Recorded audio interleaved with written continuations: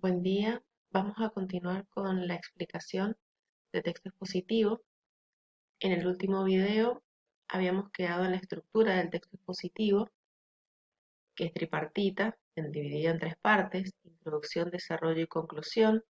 Dentro del desarrollo vamos a encontrar las diferentes categorías o estrategias procedimentales del texto expositivo. ¿Cuáles son esas categorías procedimentales? Vamos a ir nombrándolas de a una y las vamos a ir explicando. Por ejemplo, la descripción. La descripción es una asociación de rasgos o propiedades de un elemento para poder caracterizarlo. Es agregar cualidades, es decir, cómo es o cómo son ambientes, épocas, seres animados e inanimados. Les leo un ejemplo. En la quebrada del Cerro Navarro, en la cordillera de los Andes, se levantan los penitentes, protegidos del viento por abruptas laderas. Nacen al final del invierno, cuando un manto de nieve cubre la quebrada a partir de los 4000 metros. Durante el día, la nieve se ablanda por el sol, mientras que de noche se endurece y dilata produciendo fuertes estampidos. Con el pasar de los días, sobre la superficie aparecen surcos de pocos centímetros primero y finalmente de varios metros. Estos surcos los separan y quedan inclinados en sentido este-oeste a causa del magnetismo de la Tierra. Entrado el verano, la nieve se derrite debido al calor y los penitentes se derrumban o son destruidos por estruendosas avalanchas de roca. Es decir, hay una descripción, una asociación de rasgos que está relacionada con ¿qué? Con los penitentes. Otra categoría que está muy ligada a la descripción es la definición. En la definición lo que se va a decir es ¿qué es? Es describir el significado de un vocablo, de un término o de una realidad que éste designa. La descripción responde a esa pregunta, ¿cómo es? La descripción a la pregunta ¿qué es? Y generalmente va encabezada por el verbo ser. Por ejemplo, un volcán es, ¿sí? Y ahí tenemos la definición. Por lo general, una montaña cónica cuya cima tiene una abertura llamada cráter que se comunica por medio de una chimenea con un depósito de materia en estado de fusión, magma, situado en la zona de los silicatos de la Tierra. Tenemos la definición y generalmente con la definición aparece como fusionada la descripción, porque acá me va dando algunas características. Otra estrategia es la clasificación.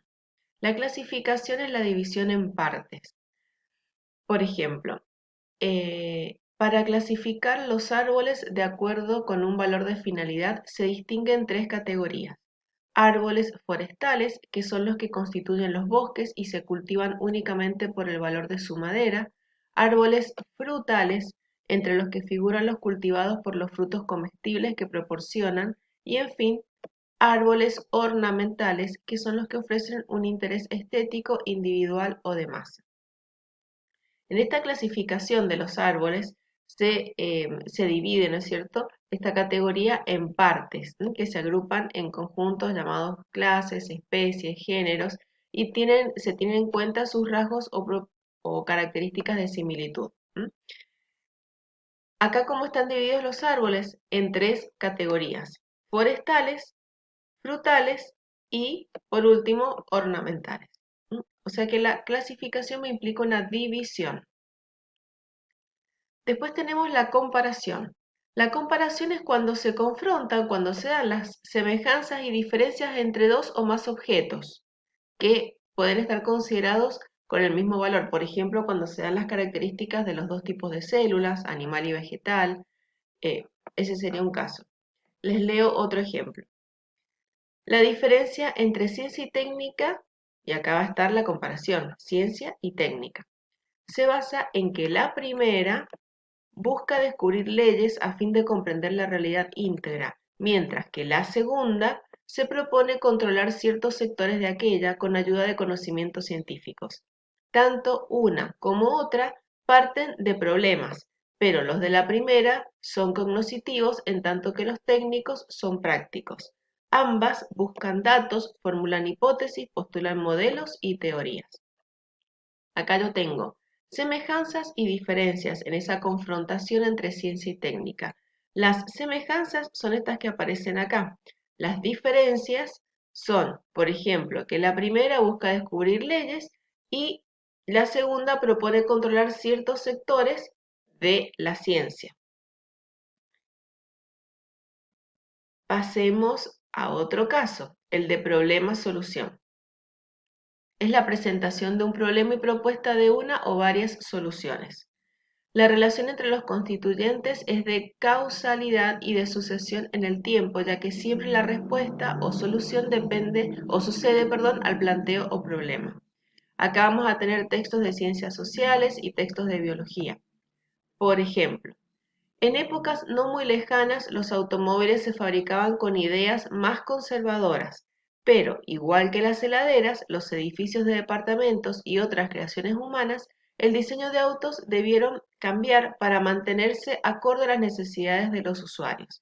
Por ello, su duración como prioridad fue reemplazada por la seguridad que estos debían ofrecer. Al mismo tiempo se sumaron otros parámetros. Los vehículos debían gastar menos combustible, fabricarse con menos materiales, ser más respetuosos por el medio ambiente y lograr mejores performances. Todo esto llevó a agudizar el ingenio y a buscar soluciones bajo nuevos enfoques. Así, la antigua chapa gruesa y resistente que constituía el monocasco de un automóvil, una verdadera coraza difícil de abollar, fue sustituida por una chapa más delgada, pero fabricada con mejores aleaciones de acero y protegida con nuevos sistemas anticorrosivos. En este ejemplo está expresada esa idea del problema que es brindar otras características que se necesitaban en cierta época en la construcción de automóviles, diferentes a las características iniciales, que era la de que fuera un auto que durara y perdurara en el tiempo. Ahora lo que se busca es otro tipo de, se busca cumplir con otro tipo de necesidades. Entonces, se sustituye ciertos elementos que se utilizaban antes por otras aleaciones de acero, por ejemplo, que impiden que el auto se oxide, que es anticorrosivo. Después tenemos la seriación.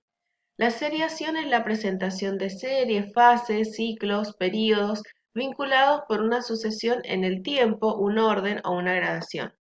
Esta categoría la vamos a ver en informes, en los discursos de ciencias sociales y también de ciencias naturales. Suele presentar una enumeración. Leamos este caso. La hipnosis, alteración de la conciencia por la que las facultades lógico-críticas de la persona se reducen, se da en muchas situaciones. En la primera fase, y acá comienza la seriación, en la primera fase se produce el embotamiento de los sentidos, condiciones de trance, de inmovilidad e inercia psicomotriz. Para inducirla se usan medios como metrónomos y música monótona y repetitiva.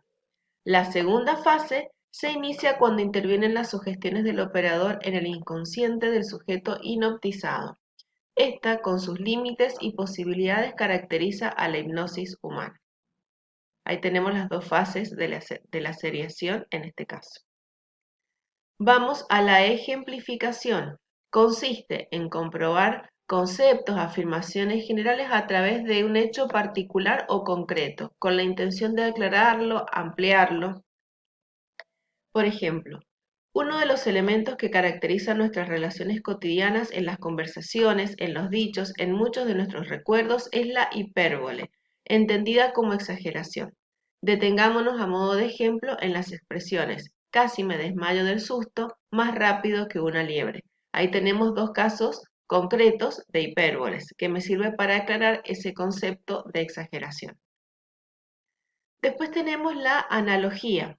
La analogía consiste en aclarar conceptos, afirmaciones generales, fenómenos, pero siempre teniendo en cuenta las semejanzas. Esa comparación se establece a través de semejanzas y no de semejanzas y diferencias como en el caso de la comparación. Por ejemplo, el microondas es un electrodoméstico que utiliza un modo de cocción muy diferente del que estábamos acostumbrados y que es el de fricción molecular. Cuando nos frotamos las manos nos produce calor. Con un principio similar, las microondas frotan las moléculas de los alimentos y por eso se produce el calor que las cocina. Entonces, en este caso, ¿cuál es la analogía? Bueno, la fricción molecular que se produce en el microondas cuando y la analogía sería cuando nos frotamos las manos, que se produce ese mismo calor de fricción molecular. Vamos a la siguiente estrategia, que es la paráfrasis, que es aclarar conceptos, afirmaciones y generalmente suele tener expresiones lingüísticas como es decir. Se evita repetir la misma frase, digamos que la paráfrasis tiene un sinónimo que es reformulación. Se busca decir de otra manera lo que se dijo anteriormente para poder aclarar lo que se dijo en primer lugar. Por ejemplo, un ecosistema representa una unidad funcional en la que la relación entre los elementos biofísicos, seres vivos y medio físico está controlada por el flujo de energía que permita al conjunto funcionar. Es decir, se establece un flujo o trasiego de energía que pasa de unos seres vivos a otros, principalmente mediante la alimentación. Acá tenemos la paráfrasis o reformulación, a partir del es decir. Después tenemos la causalidad, que la vamos a definir. Sus constituyentes son el antecedente y el consecuente, unidos por relaciones de causa-consecuencia y de sucesión en el tiempo. El antecedente, estados, fenómenos, acontecimientos, anterior al consecuente, siempre aparece antes, constituye una condición necesaria y suficiente para que exista el segundo. Esta categoría es frecuente en textos expositivos de ciencias sociales, naturales y en narraciones. Entonces, dentro de esta relación de causalidad tenemos que tener la causa y la consecuencia. Son dos elementos necesarios.